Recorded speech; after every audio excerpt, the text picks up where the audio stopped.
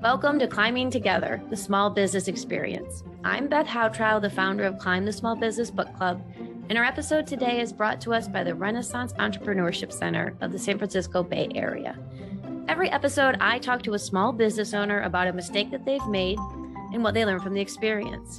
Mistakes are inevitable, perfection's impossible, so let's embrace the mistake. And today we have with us Margot Nijsure. Margot, please tell us a little bit about yourself and your business. Well, thank you for having me here. My name is Margot Nijsure, and I have a business called Montclair Elder Services. I am a private geriatric care manager serving the San Francisco East Bay area, and I work with families who are struggling around complex care needs for frail elder adults. So important, the work you do. That's amazing. All righty. And so let's just jump right into it. We're here to talk about mistakes. So tell us about a mistake you made early on with your business. Sure. So I started my business right in the middle of the pandemic, literally July of 2020. And I had left my last job and decided I needed to make a definitive change. And that change was going to be to start a new business. And so I wanted to really be open to trying new things. And I talked to a lot of different people. And one of the things I saw in my research and talking to people is people love leveled plans.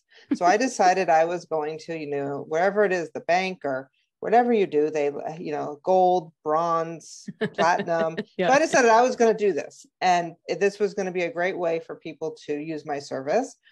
And I did. I set it up. And it was kind of I thought for folks, because a lot of times money is very stressful.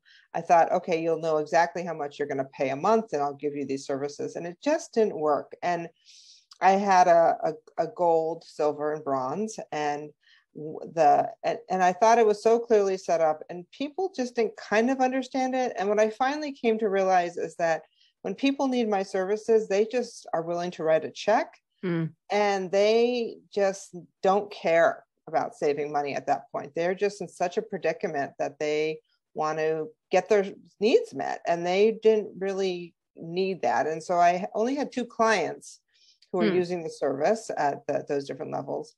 And it made my billing more confusing actually for me. So sometimes I was losing money having this program and sometimes I was having more making, and it just didn't seemed to be worth it. And by the time I finished my first year, I decided to cut it. And I only had 2 clients at that point who were using it.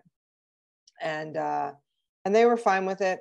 And it didn't really make a big difference in their billing, honestly, by that point. And by cutting that out, I didn't have to raise my hourly rate for the next year, actually. Interesting. And it's such an interesting thing because, gosh, you hear business coaches just, you have to have a package. You have to have a package. Don't be hourly. And I get frustrated by the idea, like, no, you have to understand your business model, right? Like sometimes a package isn't appropriate. Sometimes it's not. Sometimes it's hourly. And for your people, they just wanted service when they needed service and they were willing to pay the extra money to get extra hours. Is that right? That's correct. That's correct. And it just was too confusing to them. They couldn't see how a package worked with their needs. And then, I bill by 15-minute increments. So that was much more easy for them to understand. Oh, okay, you'll bill by 15-minute increments. And there's never been any concern or feedback on my billing. Even when I was doing that, the program.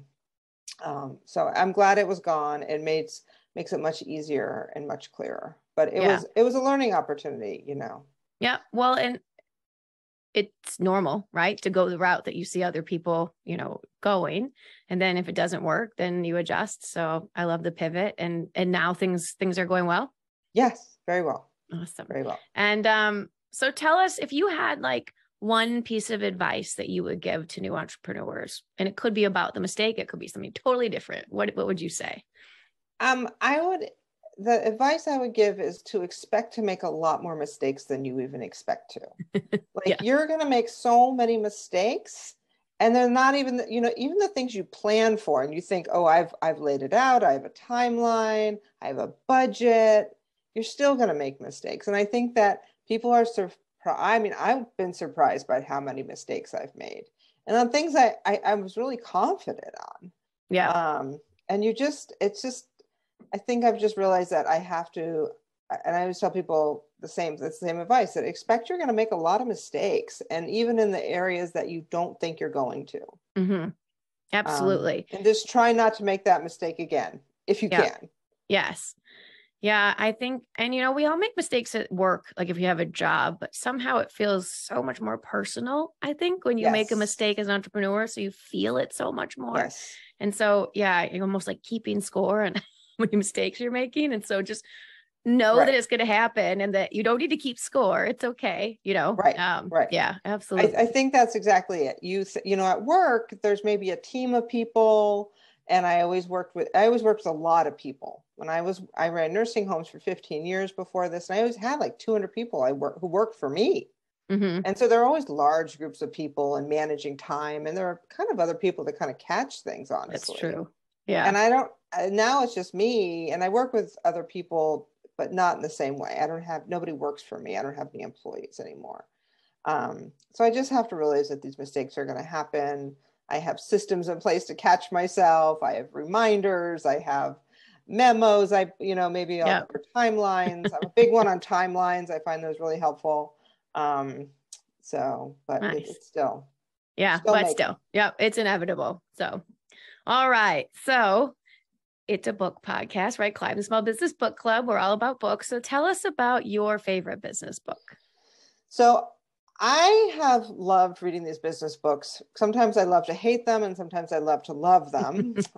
But the last one that was on the book club, really, really struck a chord. And that was Marie Forleo's Everything is Figure Outable. And I actually put that on a sticky note, and I have it next to my desk, just that saying, everything is figure outable.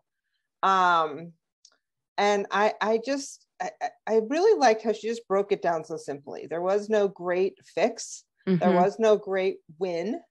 It's that you're going to have problems, you're going to have opportunities, and things are going to fall apart where you least expect them.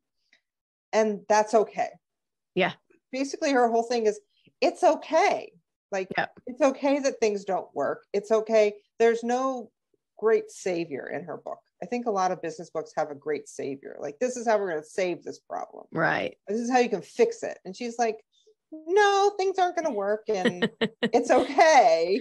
Well, and there's no magic answer, like you said, there's no magic answer. Anyone who's telling you they're going to fix your business for $1,000 in 2 hours or whatever, that's ridiculous. Right. There's no such fix as that. Yeah. Right. And that, I really also like that Angela Duckworth book, Grit. Great. Because it's the hard work. But I think if Angela could meet Marie, they would be a magic duo. They might not get along. They're too much alike.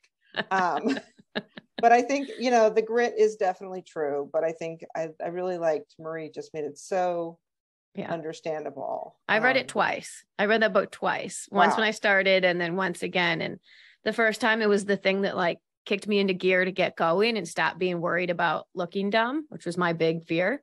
And then the second time, this time it was like, oh, right, I've made a lot of progress. I'm not perfect, but I've made a lot of progress. So that was the thing that spoke to me last time I read it. That book pushed me, because I have been stumbling along as I've grown. The bookkeeping part of my business has gotten a little more challenging. And it's really been an obstacle for me, which is funny because some people talk about sales or marketing or whatever. And really my bookkeeping as it's grown has gotten more complex for me. And I was really frustrated, and I read her book, and I'm like, wait a second, I know what to do. And so I called Renaissance Center, and I talked to Martha, and she's been my point person, and she helped me get in-person or Zoom training. And I did my first one today on just QuickBooks.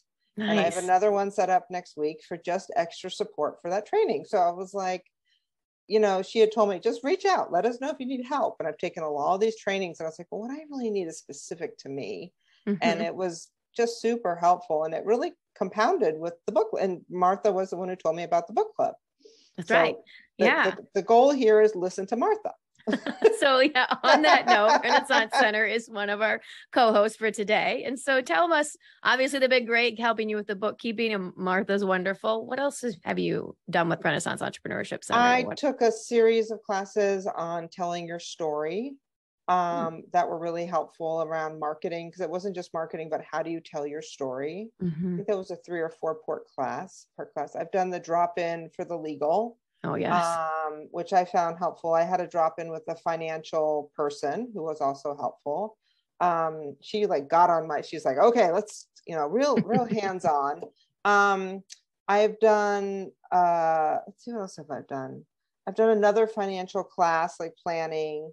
And it's just a number of different, how do we, I did one around online marketing. Nice. And like understanding your, the different options for Facebook and, how do you want to market your business online? And everything I found has been very straightforward. Everything's on Zoom.